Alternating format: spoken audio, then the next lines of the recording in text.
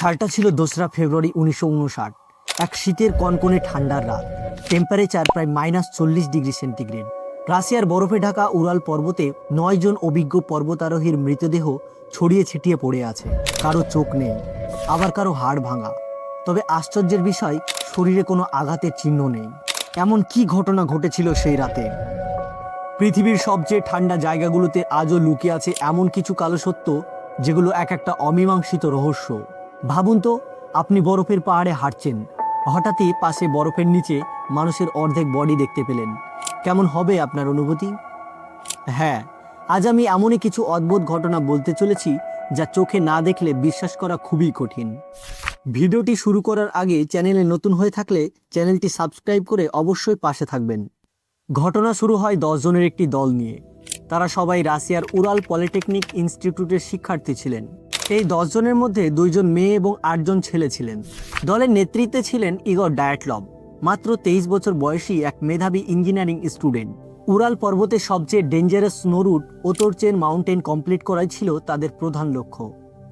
Soviet ইউনিয়নে এটাই ছিল হাইস্ট লেভেল ট্র্যাকিং চ্যালেঞ্জ, যা কমপ্লিট করলেই তারা গ্রেড 3 হাইকার সার্টিফিকেটও পেত। যাত্রা শুরুর আগেই সমস্ত রুট ঠিক করে নেয় তারা। 25শে জানুয়ারি দলটি ট্রেনে করে ইবদেল শহরে পৌঁছায়। পরদিন সকালে বিজয় নামক এক গ্রামে তারা ঠাঁই নেয়। এটাই ছিল উত্তর দিকের সবচেয়ে শেষের দিকের এক গ্রাম। এরপরে চারিদিকেই বরফের পাহাড় আর পাহাড়। 300 কিলোমিটার লম্বা যাত্রা শুরুতেই 28শে জানুয়ারি ইউরি ইউদিন নামক হাইকারের হেলথ ইস্যু হয়। তাই সে সবাইকে বিদায় জানিয়ে সেখানে তার যাত্রা শেষ করে। কিন্তু বাকি 9 জন হাইকার তাদের গন্তব্যের দিকে এগোতে থাকে। তারা উপত্যকা ও নদীকে অনুসরণ করে ওতরচেন মাউন্টেনের দিকে এগোতে থাকে। এই সমস্ত তথ্য ইগর ডায়াটলভের ডায়েরি ও ক্যামেরা থেকে ইনসিডেন্টের পর উদ্ধার করা হয়েছিল। আগে গিয়ে এমন কিছু ছবি ফুটেজ ও তথ্য পাওয়া যায়, যা সবাইকে অবাক করে দেয়। যাই হোক, 31শে জানুয়ারি দলটি এমন এক পাহাড়ের কিনারায় এসে পৌঁছায়, যেখান থেকে তাদের ক্লাইম্বিংয়ের জন্য প্রস্তুতি নিতে হয়। রাত ঘনিয়ে এলে তারা সিদ্ধান্ত নেয় একটি সেফ জায়গায় ক্যাম্প বানিয়ে রাতটুকু কাটাবে। কিন্তু খুবই হিমশীতল ঠান্ডা এবং স্নো স্টর্মের কারণে অস্পষ্ট আবহাওয়ায় তারা গন্তব্যের দিক ভুলে পশ্চিম দিকে খোলাট সাইকেলের দিকে চলে যায়। যখন তারা বুঝতে পারে, ততক্ষণে তারা 1.5 কিলোমিটার এগিয়ে গেছিল। তাই গ্রুপ লিডার ডায়াটলভ 1.5 কিলোমিটার না পিছিয়ে সেখানেই বরফের ঢালে তাঁবু খাটানোর পরামর্শ দেয়। 2রা ফেব্রুয়ারির ওই রাতে এমন কিছু হয়, যার কারণে আজও সবাই জায়গাটিকে মৃত্যুর পাহাড় বলে জানে। যাত্রা শুরুর আগে ইগর ডায়াটলভ সবাইকে প্রমিস করে যায় যে 12ই ফেব্রুয়ারির মধ্যেই তারা যাত্রা শেষ করে ফিরে আসবে এবং সবাইকে টেলিগ্রাম পাঠিয়ে জানাবে। কথা মতো 12 তারিখ পেরিয়ে গেলেও দলটি ফিরে না আসায় সবাই হতাশ হয়ে পড়ে। এমনভাবে 6 দিন কেটে যায়, কিন্তু হাইকার দলের পক্ষ থেকে কোনো কল বা মেসেজ পাওয়া যায় না।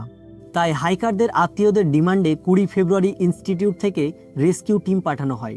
পরে ধীরে ধীরে পুলিশ, আর্মিরাও হেলিকপ্টার নিয়ে এই অনুসন্ধান অপারেশনে যোগ দেয়। এইভাবে বেশ কয়েকদিন সার্চ অপারেশন জারি থাকে।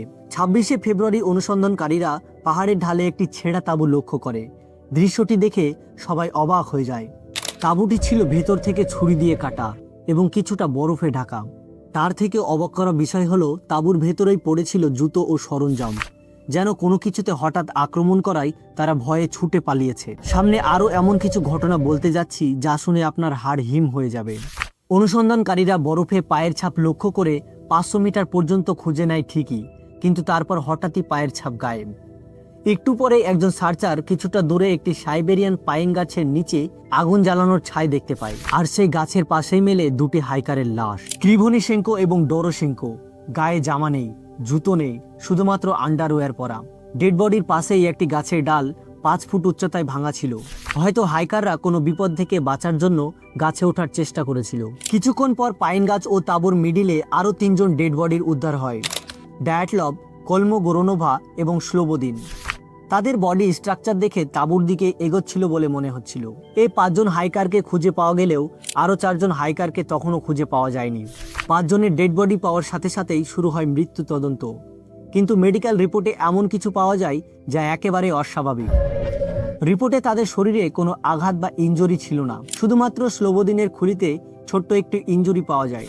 আরও 4 জন অভিযাত্রীকে খুঁজতে 2 মাসেরও বেশি সময় লেগে যায়। অবশেষে 4ই মে বরফে 13 ফুট নিচ থেকে উদ্ধার হয় বাকি অভিযাত্রীদের ডেড বডি। ওতরচেন পাহাড় জয় করতে গিয়ে 9 জন একের পর এক লাশে পরিণত হয়। পরে 4 জনের মেডিকেল রিপোর্ট করে 3 জনের দেহে মারাত্মক আঘাতের চিহ্ন পাওয়া যায়। 4 জনের মৃতদেহ ছোট্ট একটি ঝর্ণার পাশ থেকে উদ্ধার করা হয়। ঝর্ণার প্রবাহিত জলের গতির কারণে তাদের দেহের নরম অঙ্গগুলো ড্যামেজ হয়ে গেছিল, তাই কারো জিভ এবং চোখের অংশ মিসিং ছিল। অনুসন্ধানকারীদের মতে দলটির 6 জন সদস্য হাইপোথার্মিয়া বা অতিরিক্ত ঠান্ডার কারণে মারা যায়। বাকি 3 জন মারাত্মক আঘাতের কারণে মৃত্যু ঘটে।